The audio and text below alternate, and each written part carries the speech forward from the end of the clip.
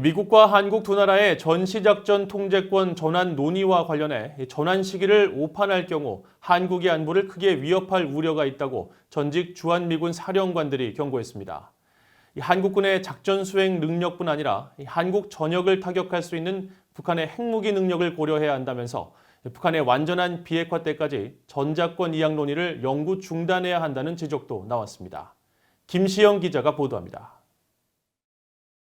2006년부터 2008년까지 한국에서 근무했던 버웰벨 전 주한미군 사령관은 전시작전 통제권을 한국군에 넘기기 위해서는 북한이 완전히 비핵화돼 더 이상 핵무기를 갖지 않게 되는 것이 가장 우선적이며 중요한 조건이라고 밝혔습니다.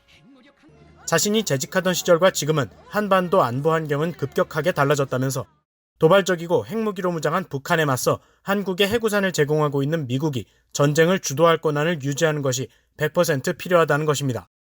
전작권 이양 논의를 영구적으로 미룰 필요가 있다는 입장을 밝혀온 벨 전 사령관은 그러면서 북한을 상대로 한국은 재래식 전쟁을 주도하고 미국은 핵무기 관련 노력을 주도할 수 있다는 주장은 전쟁 발발 시 군의 지휘체계에 분열을 일으킬 우려가 있다고 지적했습니다. 1996년부터 1999년까지 한국에서 근무한 존 틸러리 전 주한미군 사령관도 최근 북한의 핵과 미사일 위협은 매우 커졌다면서 전작권 전환을 위한 많은 조건들을 깊게 고려해야 한다고 밝혔습니다. 전작권 전환에 앞서 군사 역량과 준비 태세, 군사기술과 자원, 지휘 통제 체계, 상호 운용성 등 많은 조건들이 있다면서 전작권 전환 시기를 오판할 경우 한국 국민들의 안보에 부정적 영향을 끼칠 수 있다고 우려했습니다.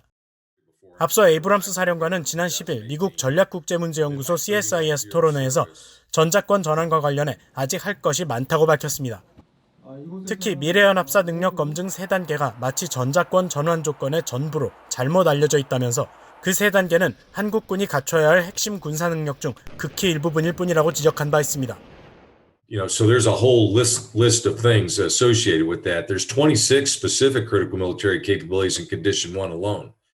2011년부터 2013년까지 한국에서 복무한 제임스 서먼 전 주한미군 사령관은 주한미군이 한반도에서 전쟁을 억제하고 자유의 가치를 지키는 임무를 비롯해 영내 평화와 안정에 중추적 역할을 한다는 점을 강조했습니다.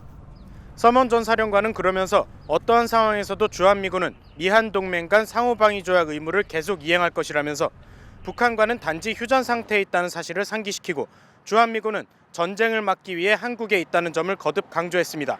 VOA 뉴스 김시영입니다.